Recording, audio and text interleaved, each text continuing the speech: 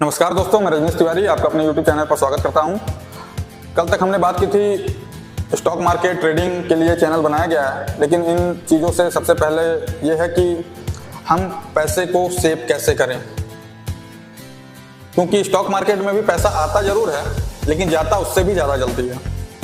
तो आपको अपना एक बैकअप हमेशा तैयार करके रखना चाहिए और स्टॉक मार्केट में वही पैसा डालना चाहिए जो पैसा आपके किसी काम का ना हो या फिर वो एक्स्ट्रा हो, क्योंकि लोग ना कमाते तो ज़्यादा हैं और खर्च उससे भी ज़्यादा करते हैं। तो आज का टॉपिक पैसे को कैसे सेव किया जाए इस पर है। तो चलिए शुरू करते हैं।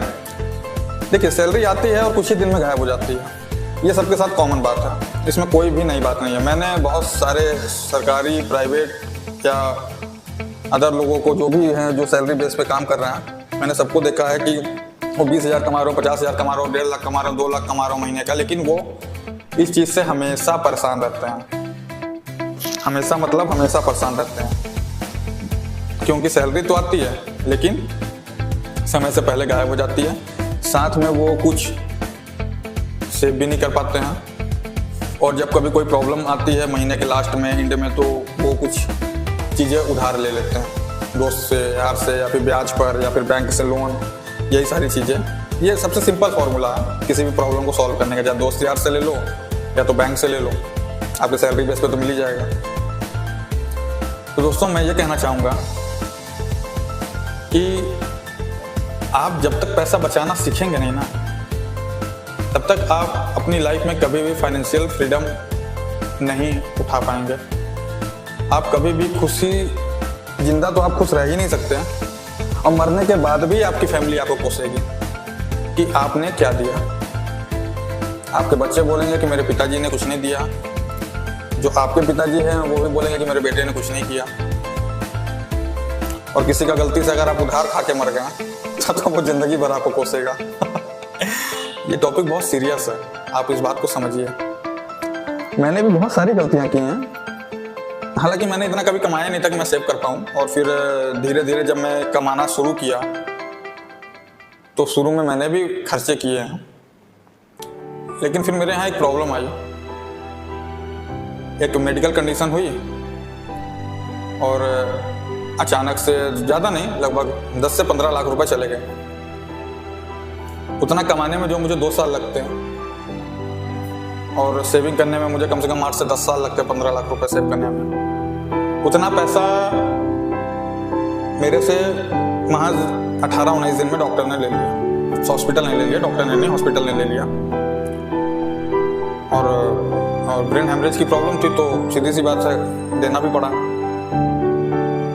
अब जो भी मेरे साथ के लोग थे, जो भी मेरी फ्यूचर प्लानिंग थी, जो भी मेरी चीज़ें थी, वो उस समय से 5 साल पीछे हो गई। आप समझ रहे हो कि 5 से 8 साल मैं पीछे हो गया अपने साथ के लोगों से, जिनके साथ मैं उठता था, बैठता था। मेरी जो आने वाली साल, 2 साल, 3 साल की प्लानिंग थी, वो सारी 5 साल के लिए डिले हो गई। तो क्या वैसा तो है नहीं ना कि आज मैं 1 लाख रुपये महीने कमा रहा हूँ तो कल मैं 50 लाख रुपये महीने कमाने लगूंगा। तो इस कारण से मेरी चीज़ें बहुत अनस्टेबल हो गई, मैं बहुत परेशान हो गया। तब मेरा दिमाग खुला कि नहीं, मुझे मैच्योर होना है, सेविंग को तगड़ी रखनी है ताकि कभी भी कोई दिक्कत आए तो मुझे, पहली बात तो किसी के सामने हाथ फैलाना पसंद नहीं है कि भैया कुछ पैसे दे दो, ये प्रॉब्लम है, वो प्रॉब्लम है। और उसके बाद फिर मैं किसी से बोल भी नहीं सकता हूँ कि चाहिए क्या नहीं चाहिए। तो वहाँ से मैंने एक फॉर्मूला अपनाया कि मेरा जो भी मंथली खर्च है उसको मैंने प्रॉपर लिखा। राशन, रूम रेंट, बच्चों की पढ़ाई, बाकी घर में जो भी चीज़ें हैं उन सबको करके मैंने एक प्रॉपर अपना हिसाब बनाया, चीज़ों को मेंटेन किया।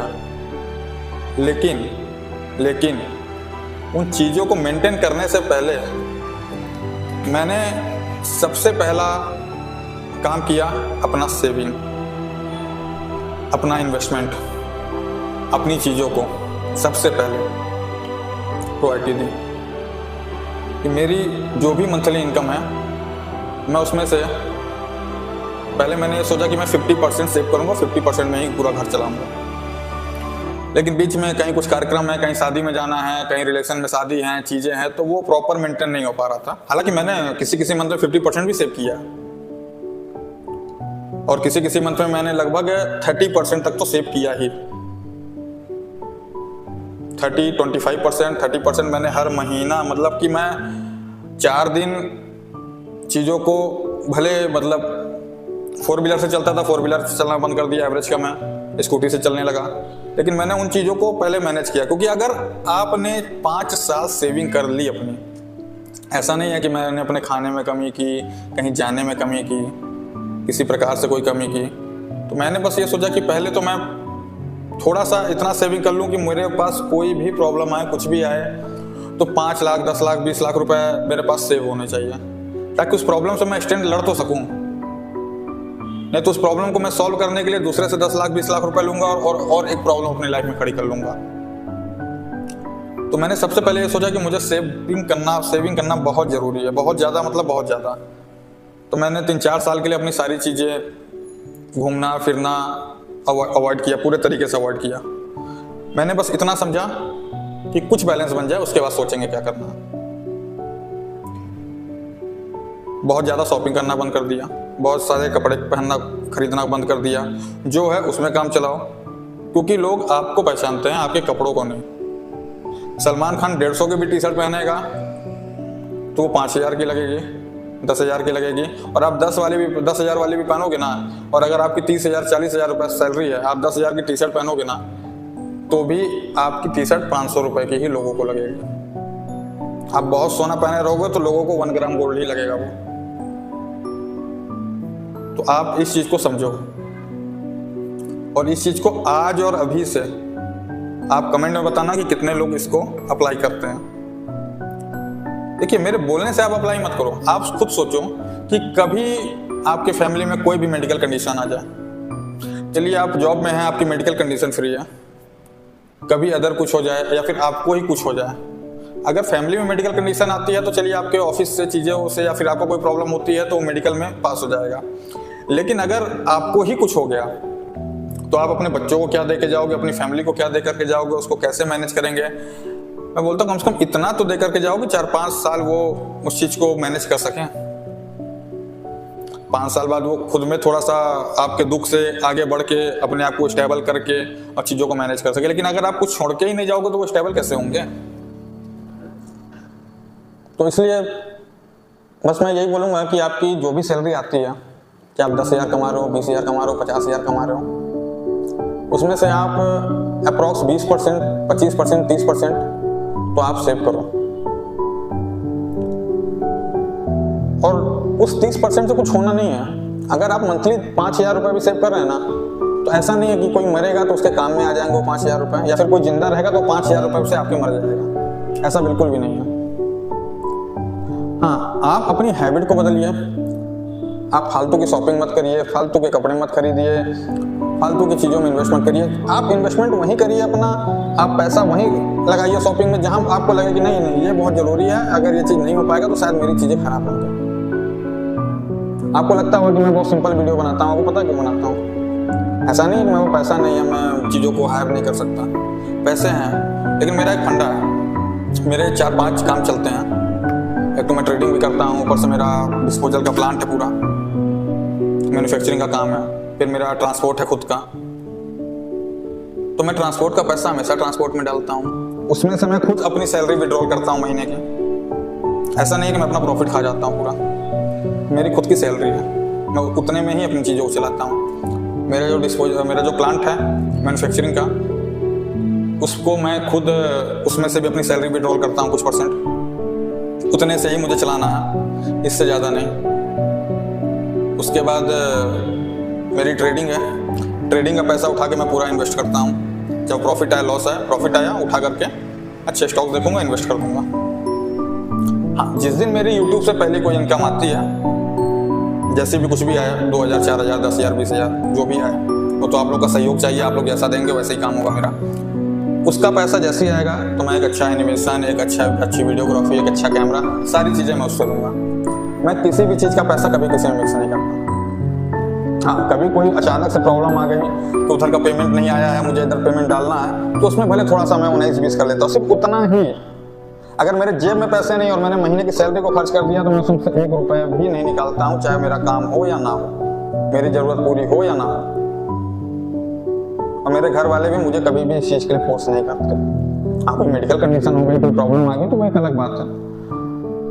उस जगह पे मैं कभी भी किसी भी चीज़ के पैसों को मिक्स नहीं करता। पूरा अकाउंट अपने से हैंडल करता हूँ, पूरी चीज़ें अपने से हैंडल करता हूँ। जहाँ से जितना प्रोडक्शन है, जहाँ से जितना इनकम है, उस हिसाब से मैं अपनी सैलरी निकालता हूँ उसमें से। और कुछ सैलरी को भी मैं सेव करता हूँ 10%। हालांकि मैं तो 30% सेव करता हूँ, सैलरी से भी मैं 30% अपना सेव करता हूँ हर महीने का, जिसमें से 10% मेरा मेडिकल कंडीशन में जाता है। क्योंकि मैं कोई गवर्नमेंट जॉब में नहीं हूँ, मुझे कोई कभी मेडिकल क्लेम मिलेगा या फिर कभी कुछ मिलेगा।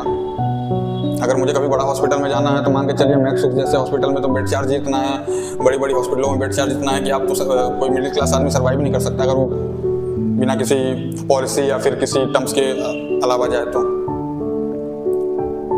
इसलिए मैं कभी भी किसी चीज़ को मिक्स नहीं करता हूँ। अब आपको मेरी आदत भले बुरी लगे या फिर मैं आपसे यही कहूँगा कि आप प्लीज़ अपना कुछ पैसा तो अपनी लाइफ में सेव करिए, कुछ टर्म्स कंडीशन के हिसाब से सेव करिए, ताकि आपकी कभी भी कोई दुर्घटना हो, कोई भी चीज़ें खराब हो तो आपको मेडिकल क्लेम के लिए परेशान ना होना पड़े, ना ही आपकी फैमिली को परेशान होना पड़े। और आप कोशिश ये करिए, चाहे आप प्राइवेट जॉब में हो या गवर्नमेंट जॉब में हो या फिर किसी भी प्रकार से हो आप जॉब में, फिर आपका खुद का बिजनेस हो, लेकिन आप सेविंग जरूर करिए। चलिए, ये वीडियो तो काफ़ी लंबा हो गया अभी, लेकिन मैं कोशिश ये करूँगा, अगर आपको सेविंग कैसे करनी है या फिर क्या समझना है, उसके लिए आप मुझे कमेंट कर सकते हैं।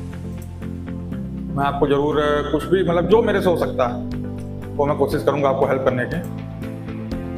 तो आप ट्राई करिए, क्योंकि ये जो आदत है ना, ये डालना पड़ता है। लोग सैलरी या प्रॉफिट आने के बाद ना पहले खर्च करते हैं, उसके बाद जो बचता है उसको इन्वेस्ट करते हैं। आप कोशिश ये करिए, पहले इन्वेस्ट करिए, पहले सेव करिए, उसके बाद आप खर्च करिए।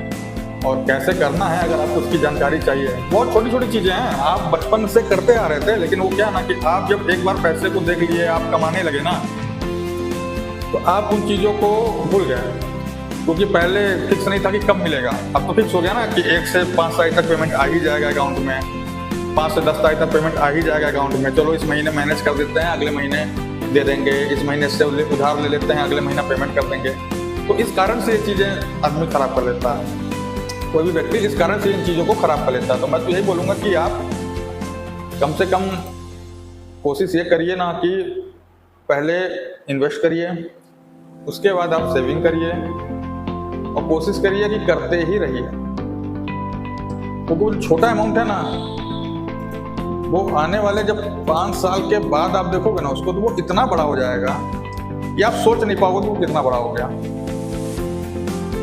आप यकीन नहीं मानोगे, मैं भी बहुत पहले से इस चीज़ को कर रहा हूँ। मैंने अपनी सेविंग से, आपको सच बताऊँ, मैं अपने म्यूचुअल फंड से मैंने अपने घर बनाने के लिए ज़मीन खरीदी है।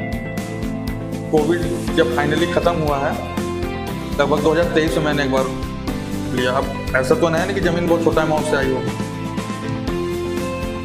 बड़े अमाउंट से ही आएगी। तो उसको मैंने लिया, उसको मैंने देखा, मुझे समझ में आया कि यार छोटा छोटा अमाउंट ना आगे चल के बहुत बड़ा बनता है। लेकिन कम से कम अगर आपको फुल रिटायरमेंट हो करके और बहुत अच्छा लाइफ को एंजॉय करना है, तो लगभग 20 से 30% आप मंथली सेविंग करिए, और जिसमें से 10% का आपका टर्म प्लान होना चाहिए अपने मेडिकल के लिए,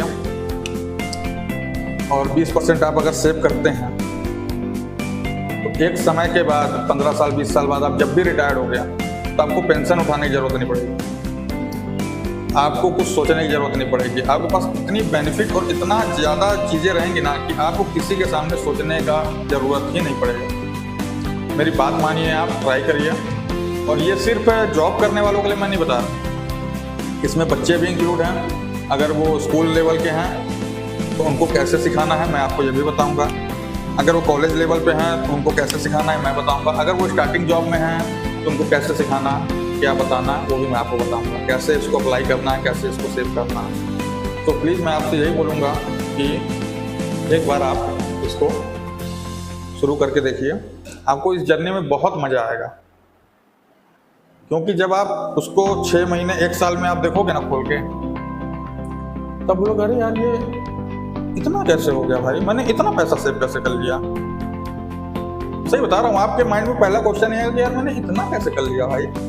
आपको उसको रोज खोल के नहीं देखना है, आपको रोज उसको गिनना नहीं है, रोज उसको समझना नहीं है। उसको आप 6 महीने 1 साल में ऐसे खोलिए, देखिए, हाँ ठीक है, आपको खुद में खुशी होगी कि हाँ मैंने ये कितना किया है। क्योंकि कोविड के बाद इतने लोगों की जॉब गई है ना, तो सर्वाइव सिर्फ वही कर पाया है जिसने सेविंग की थी। जिन्होंने खाया पिया और उड़ाया है ना, वो लिटरली बता रहा हूँ आपको कि वो जमीन में धूल चाटने के लायक भी नहीं थे कोविड में जॉब जाने के बाद। उनके पास सिर्फ और सिर्फ अपना सर पटकने के अलावा कोई ऑप्शन नहीं था। इसलिए बोल रहा हूँ कि प्लीज सेविंग पर ध्यान दीजिए, क्योंकि आने वाली स्थिति में हम लोगों ने इतना सब कुछ देखा है जो कि अब की जनरेशन नहीं देखने को पाएगी। तो आने वाली स्थिति में आप समझो कि कितनी चीजें बदली हैं और कितनी चीजें बढ़ी हैं। अगर उस स्थिति में या फिर उस समय पे अगर आपकी जॉब जाती तो आप क्या करते हैं, और अगर आपकी जॉब गई है तो आप याद रखिएगा कि अगर आपने सेविंग की थी तो आप सर्वाइव कर गए होगे। लेकिन अगर आपका साथी कोई भी हो, उसकी सेविंग नहीं होगी 1 रुपये, वो पर डे पार्टी करता है, एंजॉय करता है, आईफोन चलाता है, लेटेस्ट आईफोन लेना है उसको, अगर वो इस टाइप का दोस्त रहा होगा तो आप यकीन मानो कि वो अपना आईफोन बेच करके और वापस बैक टू होम गया होगा, बैक टू पवेलियन, आईफोन बेच करके अपना, क्योंकि वो वहीं कमाया था और वहीं दे के गया, कुछ भी ले के नहीं गया होगा वो यहाँ पर। इसलिए प्लीज़ सर्वाइव करिए, थोड़ा सा सेविंग करिए, थोड़ा सा चीज़ों को समझिए। और मैं तो ये बोलूँगा कि अगर आपको मेरी बात समझ में आती है, चीज़ें अच्छी लगती हैं, तो आप जो समझो आप मुझे कमेंट में ज़रूर बताओ कि हाँ ये चीज़ें हैं, मैं इनको समझना चाहता हूँ, और उसके लिए मैं आपको नए वीडियो, नई चीज़ें बताऊँगा। थैंक यू सो मच, धन्यवाद, जय हिंद, जय भारत।